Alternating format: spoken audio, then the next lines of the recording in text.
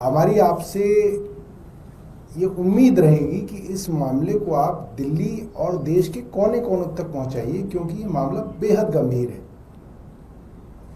दिल्ली में जहां तक मैं समझता हूं, जितना हमें होश है, पिछले 30 सालों से तो हम देखते हुए आ रहे हैं कि दिल्ली में लाखों कांवड़िया गंगा जी से गंगाजल लेके अपने अपने गांव, अपने अपनी कॉलोनियों में भोले जो हैं वो आते हैं, गंगाजल लेके शिव जी पे चढ़ाते हैं। लाखों की तादाद में 30 साल से तो हम देख रहे हैं, जब से हमें इन सब चीज़ों की समझ है। हमने कभी नहीं सुना कि कांवड़ यात्रा के अंदर कभी हिंदू मुस्लिम फसाद हुआ हो। दिल्ली में घुसने के बाद ऐसे कई इलाके हैं पूर्वी दिल्ली के जो मुस्लिम बाहुल हैं। मुस्लिम बाहुल होने के बावजूद कभी जो है आपने वहां पे कांवड़ को लेके सांप्रदायिक तनाव की बात नहीं सुनी। 27 साल बाद भारतीय जनता पार्टी दिल्ली के अंदर आई है। पहली कांवड़ यात्रा इनकी सरकार के दौरान हो रही है और दिल्ली सरकार के कानून मंत्री कपिल मिश्रा एक ट्वीट करते हैं 12 तारीख को रात को करीब 9 साढ़े 9 बजे। ट्वीट बड़ा गंभीर है, सुनिएगा। दिल्ली के शाहदरा में कुछ शरारती तत्वों ने कांवड़ यात्रा में के मार्ग पे कांच के टुकड़े लगभग 1 किलोमीटर तक मार्ग पर बिखेर दिए। पीडब्ल्यूडी और निगम कर्मचारी मार्ग को साफ कर रहे हैं। स्थानीय विधायक संजय गोयल भी वहां मौजूद हैं। सीएम रेखा गुप्ता जी को स्वयं घटना का संज्ञान लिया है। पीडब्ल्यूडी के द्वारा शरारती तत्वों के खिलाफ एफआईआर दर्ज करवाई जाएगी। कांवड़ यात्रा में कोई व्यवधान नहीं होने देंगे। ये कानून मंत्री हैं। 12 तारीख को रात को 9:30 बजे ट्वीट करते हैं। अगले दिन शाम को 4:04 पे एलजी ट्वीट करते हैं एक वीडियो के साथ। वो वीडियो मैं आपको दिखाऊंगा। It came to notice yester night that large amount of shreds of broken glass had been स्ट्रीwn on a stretch of about 1 kilometer road in Dilshad Garden on the route of Kanwar यात्रीज who wore barefoot। Specially लिखा, वो कांवड़ यात्री जो नंगे पैर चलते हैं उनके रूट पर करीब 1 किलोमीटर तक कांच बिखरे हुए पाए गए। और वीडियो डाला है जी साहब ने। Instructed police to reach the spot and directed PWD to immediately take corrective action to clean the road. The road was cleaned within 2 hours by PWD. Police has filed an FIR. Crime branch is investigating the matter. ये 13 तारीख की शाम को LG साहब ने tweet किया 4:04 पे। अब इन दोनों ट्वीट से ऐसा लगता है कि घटना अभी अभी हुई है और रोड की सफाई चल रही है। इन्होंने अभी अभी इंस्ट्रक्शन दी है। कल ही दिल्ली पुलिस की तरफ से यह बताया गया कि यह घटना 12 तारीख की नहीं है, यह घटना 10 तारीख की है। 10 तारीख की घटना, 10 तारीख को कांच बिखरे, 12 तारीख को रात को कपिल मिश्रा ट्वीट कर रहे हैं, 13 तारीख को एलजी ट्वीट कर रहे हैं जैसे अभी कोई घटना हुई है। और घटना भी क्या है, 10 तारीख को पुलिस ये बता रही है, ये मैं नहीं बता रहा, दिल्ली पुलिस ने जांच में पाया 10 तारीख को चिंतामणि चौक से झिलमिल मेट्रो स्टेशन तक कोई ई रिक्शा वाला जा रहा था गैस ग्लास लेके।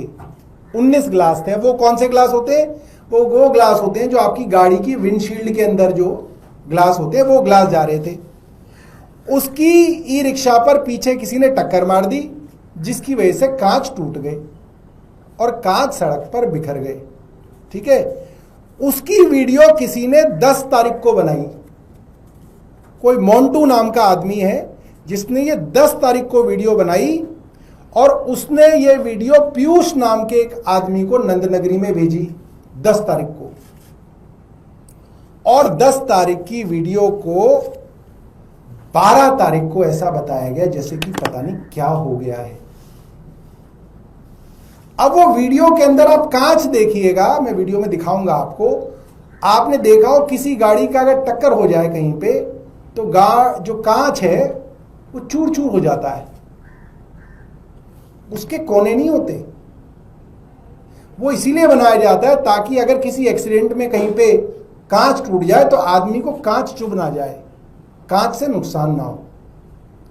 वो कांच इस वीडियो में आपको बिखरा हुआ दिख जाएगा। वो कांच गाड़ी के शीशे वाला कांच है, छोटे छोटे टुकड़े हैं जिसका कोई कॉर्नर ही नहीं होता। गूगल में आप रिसर्च करके देखिए, उससे किसी को चोट लग ही नहीं सकती।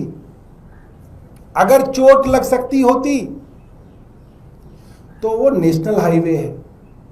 नेशनल हाईवे पे तो सैकड़ों गाड़ियां पंचर हो चुकी होती, सैकड़ों कारें पंचर हो चुकी होती वहां पे कि भाई इतनी सारी गाड़ियां गई, कोई गाड़ी पंचर हुई, वहां तो जैम लग जाता कई कई किलोमीटर तक, कुछ नहीं हुआ। तो सिर्फ और सिर्फ दिल्ली में सांप्रदायिक तनाव भड़काने के लिए यह काम किया गया। और किसके द्वारा किया गया? कानून मंत्री द्वारा, दिल्ली के कानून मंत्री द्वारा। एलजी साहब ने भी चलिए ट्वीट किया, हो सकता है एलजी साहब को जानकारी ना हो। क्या एलजी साहब ने जब 4:04 पे ट्वीट किया और शाम को 6 साढ़े 6 बजे पुलिस ने बता दिया, पुलिस ने 6:30 बजे तो सारी मीडिया को बता दिया, व्हाट्सएप पे सारी मीडिया को जानकारी दे दी पुलिस ने कि ये मामला 10 तारीख का है, और 12 तारीख की सुबह तक तो कुछ था ही नहीं, वहां पे सफाई हो चुकी थी, ये बात पुलिस ने बता दी।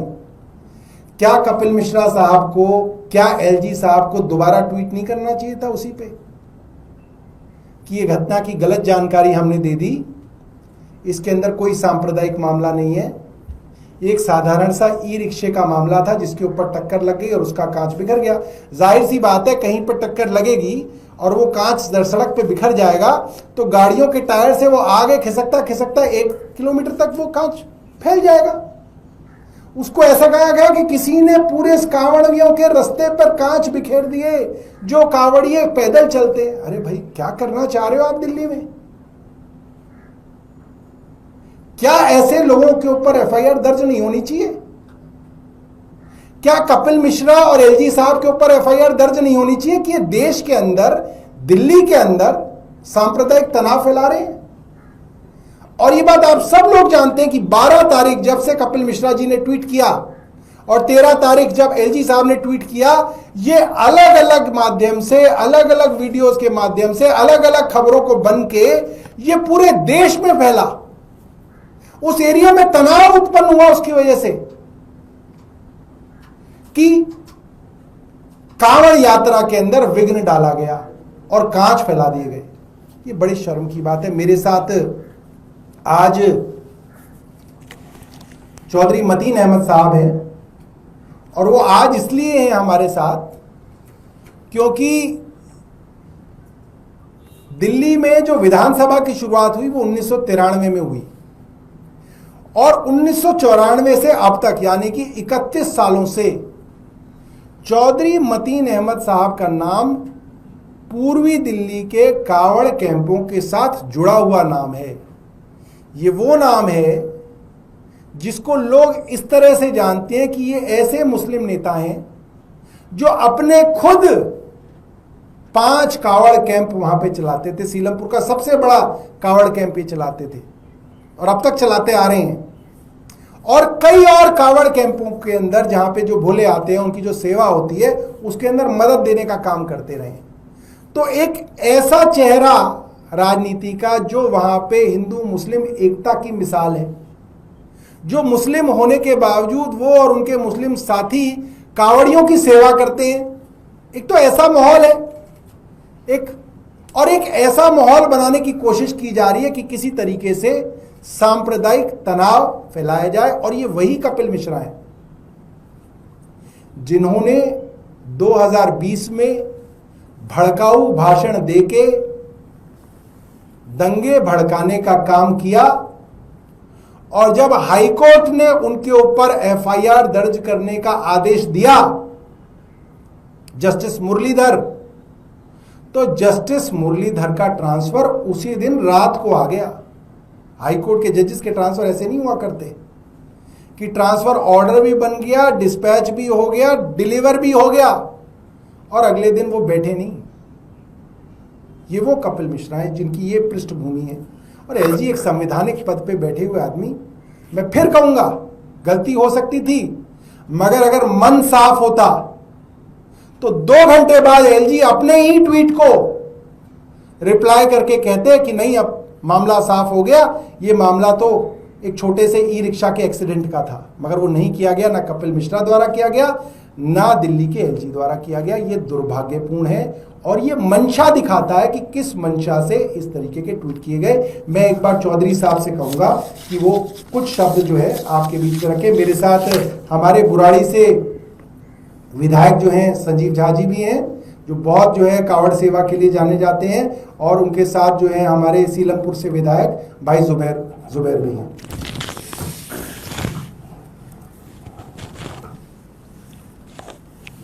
93 में मैं पहली बार एमएलए बना और मैं देखता था कि रोड नंबर 66 पर इधर उधर छोटी मोटी बातें होती रहती थी, और जब मुस्लिम इलाका आता था तो हमारे कांवड़िए भाई बड़े जोर जोर से हर हर महादेव के नारे लगाते थे। 94 में हमने कैंप लगाना शुरू करा पूरे रोड पे, रोड नंबर 66 यमुना विहार से सीलमपुर तक हमारे वॉलंटियर घूमते थे और आज भी घूमते हैं। उसके बाद आज तक कोई घटना नहीं हुई।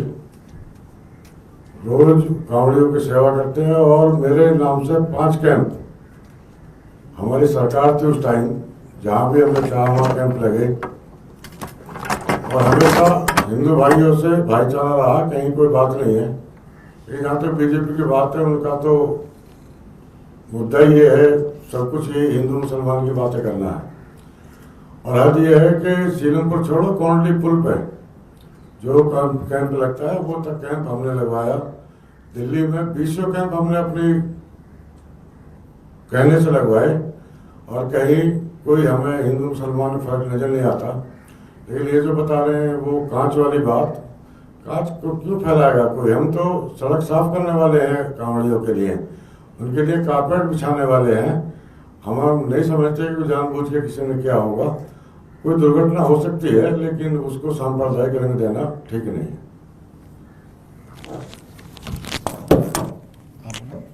ठीक है, बहुत धन्यवाद। कोई प्रश्न है तो आप बताइए।